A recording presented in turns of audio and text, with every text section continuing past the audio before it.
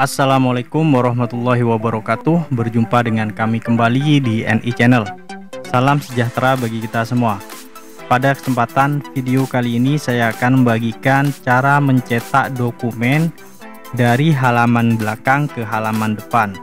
Kalau normalnya kan dari halaman depan kemudian halaman belakang yang terakhir. Nah, di sini saya akan mencetak dari halaman belakang menuju ke halaman depan. Nah, untuk caranya seperti berikut ini. Nah, di sini saya siapkan dokumen yang berupa Microsoft Excel dan langsung saya akan Ctrl P atau saya akan cetaknya. Kemudian di sini ada halaman pertama tampilannya seperti ini, dan halaman kedua seperti ini, halaman ketiga seperti ini, dan halaman keempat seperti ini. Di dokumen ini ada 4 halaman. Nah, sebelum saya cetak, saya klik bagian Printer Properties. Nah, di bagian Printer Properties ini kita centang bagian reverse order. Kemudian kita klik OK.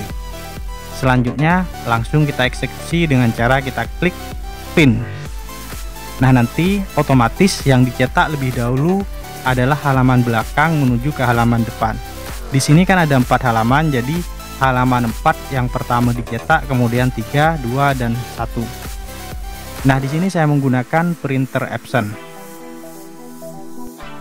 Nah, ini dia hasilnya yang saya sudah cetak menggunakan printer Epson L120. Di sini yang halaman yang dicetak yang pertama kali adalah halaman 4. Seperti yang dilihat dalam video ini adalah halaman 4, kemudian halaman 3, 2, dan 1. Jadi di sini nanti kita tidak perlu menyusunnya kembali.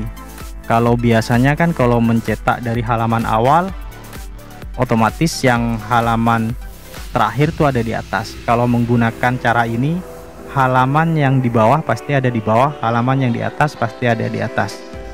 Nah, demikian, semoga apa yang saya sampaikan ini bermanfaat bagi kita semua. Jangan lupa untuk terus mendukung channel ini dengan cara like, komen, dan subscribe. Terima kasih. Wassalamualaikum warahmatullahi wabarakatuh.